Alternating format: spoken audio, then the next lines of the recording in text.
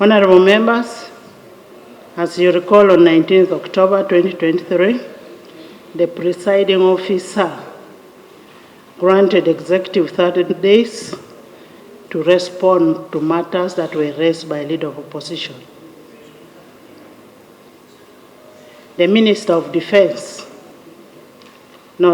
Security wrote to me and asked for an additional 1 week, which ended yesterday. I am now directing that the executive presents the report to this House tomorrow. The executive, let's be accountable to this country, let's be transparent, and let's do what we've been sent to do in this House. So let's have the report tomorrow presented on the floor. I want to thank you so much, and thank you for coming for the sitting. The VP, welcome in the public gallery this afternoon of this country, Honorable Jessica Lupo-Epel, Honorable Gov't Peter, Honorable Gov't Peter, Minister of Sport. Honorable members, I gave an order which I need a response from executive. Can I first hear from executive? Right, Honorable Speaker, following your directive, government will give the statement as you have directed through the Ministry of Internal Affairs tomorrow. I just want to assure you that it will be here tomorrow. I thank you. Thank you so much. The Prime Minister, the Vice President. Right Honorable Speaker, colleagues, the matter which the Right Honorable Speaker has raised is indeed pertinent to government and indeed all of us. And Right Honorable Speaker, yesterday in Cabinet, His Excellency the President himself highlighted that government, through responsible ministries, departments, and agencies, should expeditiously handle that matter and share the facts with the members of this House, but most importantly also members of the community. It is an issue, Madam Speaker, which is being handled professionally, and therefore I would like to assure members of this House that let's work as a team and give due diligence and allow appropriate time to those that are handling the matter. If they are here on the floor of the House and they ask for some ample time, let's give them that respect so that they do due diligence and give us a full report that is satisfactory and that is factual. So, Right Honorable Speaker, I want to thank you for the concern, but also assure you that government is taking up the matter even at its highest level. I thank you, Speaker and colleagues. Thank you so much. Meanwhile, as we give the government time, we will receive a partial report tomorrow. Everyone, I do welcome you to this media briefing. Less than a week since I last addressed you on this same subject, but it's very important to bring the nation to speed as to where we are and the goings on. Last week, in my presentation to you, I reiterated our resolve to carry on the boycott of plenary sittings and the continued tendency to committee meetings and other oversight activities to which members are obliged. Today, the Shadow Cabinet has met in our routine of Tuesday every morning, and the major was again the issue. We have resolved to reassert our continuation of the boycott of plenary sittings until government is ready and committed to make a statement, which I termed as a sequential statement, sequenced in such a way that they are responding to all the issues we raised on the floor of Parliament. And once that is done, then we will also commit to go to the House, listen, and respond. Secondly, I want to restate and reiterate our earlier position that the opposition will continue to attend committee meetings. The opposition will continue to attend to any other activities of committees within and without the confines of the parliamentary buildings.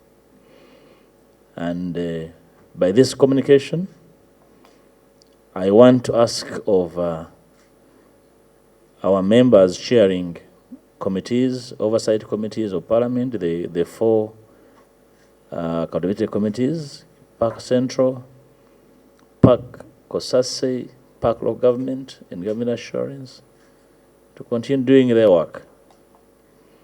But in the same breath, ask and advise other chairpersons of committees of Parliament to desist from appearing to be enforcing what is unenforceable, to restrain themselves from wiseacring, chasing our members of Parliament from committees.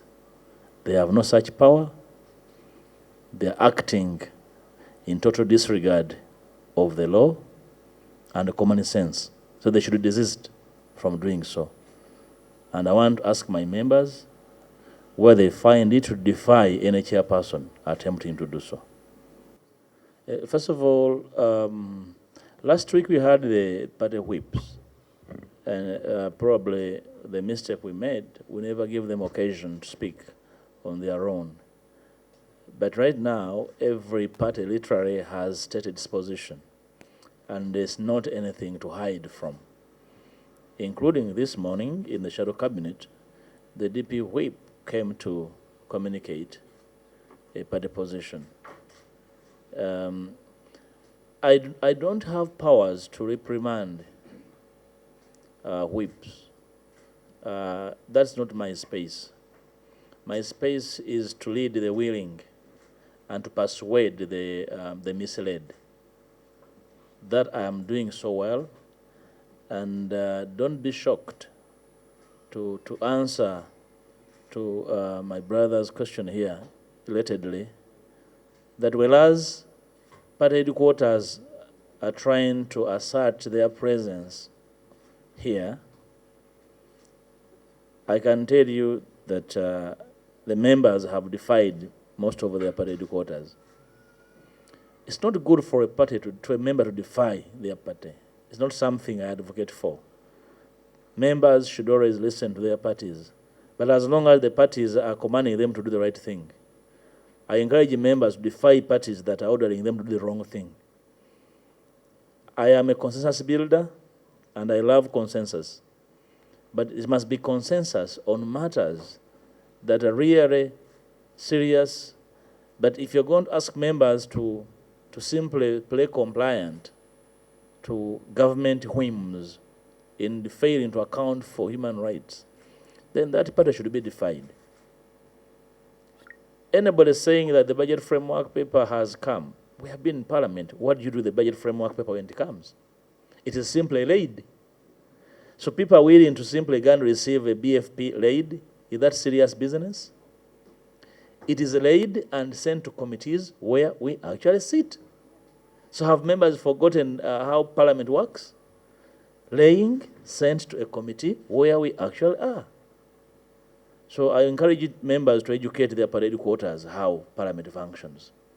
So whoever is using the BFP as an excuse is simply being flimsy and should be ignored. Otherwise, what we are trying to do, without necessarily working to fracture parties, this platform is not supposed to be fracturing cohesion of parties. This platform should be a unifier of parties. But then I advise party leaders to be sensitive to the issues over which we boycotted the Parliament. They must be alive. The party leaders must be alive. If they play blind, they'll have nobody to lead. It's one thing to occupy a party headquarters and one thing not to have anybody following you. So I want to implore whoever is occupying a party headquarters as a leader to be sensitive to the issues in the public, to also respect the fact that as leaders in Parliament, we can never raise a boycott for the sake of a boycott. It's because it's a boycott over very serious issues in this country for which we are demanding for accountability. And therefore, we cannot relent or even fizzle about it. As to whether members are going to flex in the committees, my members are very restrained, but they are very resilient. And whoever is going to fall prey to their resilience, I don't know how it will happen, but they are very firm and resilient. And I will encourage them to defy any chairperson who attempts to raise this matter, because the matter they're trying to implement has no space in law and in our rules. So be ready to see defiance across. But I've spoken to so many chairpersons of committees, and they're sounding extremely reasonable. So I do not know what had become of my brother Fox. Probably was foxing himself. So I have advised my members to ignore his irregular instructions. Sabiti ewedde twabategeeza ebiriwo era n'okubategeeza n'okuwa obweyamo eggwanga nti we twasibira we tukyasibidde. Enkyaleero kabineeti etudde era nga nze njikubiriza ne tusalawo ne twongera okuggumiza ensonga ze twasalawo omwezi kati mulamba nti tetugenda genda mu lukiiko lwa Parliament olw'olukale okutuusa nga gavumenti ewadde obweyamu n'eraga n'obwetegefu okuddamu ensonga ze twalambika ate mu bulambulukufu. Ekyokubiri, tuzeemu okukkaatiriza nti ababaka ba opposition baddembe okusigala nga batuula mu bukiiko bwa Parliament obw'enjawulo ng'ogyeko we tukulembera nga opposition naye n'obukiiko obulala. Era ne tubawa amagezi okujeemera chairperson wa committee yenna agezaako okubalemesa okutuula mu bukiiko. Basigalemu mu bukiiko obwo bakole ebibasuubirwamu okukola mu bukiiko obwo. Era susuubira muntu yenna kuvaayo naawe ekifaananyi ekirala. Era njagala kubategeeza nti kye twasalawo omwezi mulamba tewali mubaka wa opposition yenna agenda mu maaso okwekwasa nti yakitegeera. Oyo abadde takimanyi oba atakitegeera ayongera akitegeera nti twakisalawo dda mwezi mulamba ekyokuba ntutula mu bukiiko obwo. Ensonga endala, be bannaffe abava mu bibiina ebimu abaweereddwa ebiragiro nga aba-FDC n'aba-DP nti bo babalagidde ku bitebe byabwe okuddayo mu Parliament. Oba waliyo statement oba tewali statement ekoleddwa. Twagala okutegeeza eggwanga nti ffe ng'abakulembeze b'opposition mu Parliament tetugenda kukola bwannampala ku bibiina bya bufuzi, naye tulina obuvunaanyizibwa okunnyonnyolegana ne bannaffe abali mu Parliament okutegeera ekyo ekiriwo ate nabo bakitegeeze ebibiina mwe bava. Mu kiseera kino tukyalwanira okulabika nga tubeera wamu, tutambulira wamu. Ababaka ba Parliament abo abaweereddwa ebiragiro, ffe tubakubiriza okutunulira obulungi bw'eggwanga, bakole bulungi bwa nsi so si bulungi bwa kibiina. Era tulowooza nti bulungi bwa nsi yajja tukuumira wamu. Oluvannyuma nga tumaze okukola bulungi bwa nsi, buli muntu anaddayo n'alima omutala gwe mu kibiina mwava. Ebiragiro bya sipiika bye yawa ekirungi naye tabifuddeeko bigoberera. Nga bwe twabirowoozaako naye ndowooza bwabirowoozaako. Era bw'olaba omuntu nga ekintu takigoberedde tomuweera ennembya. Ayinza okulowooza nti olina lukongoolo. N'olwekyo ababaka baffe tubagambye bagende mu maaso nga batula mu bukiiko. Singa wanaabaawo ekisingako awo kye kiyinza otulowoozesa okukolawo ekirala. Naye mu kiseera kino nabaddeko mu lukiiko olumu ne sipiika olw'akakiiko akasunsula abalondeddwa President, twaluyiseemu bulungi nnyo nga tewali asonze munne lunwe. Era ekyo kye nsuubira. Ndowooza sipiika abakulembera obukiiko gwe mwandirabiriddeko ne mulekera okugenda nga mukulunga olugezigezi bye mutategeera.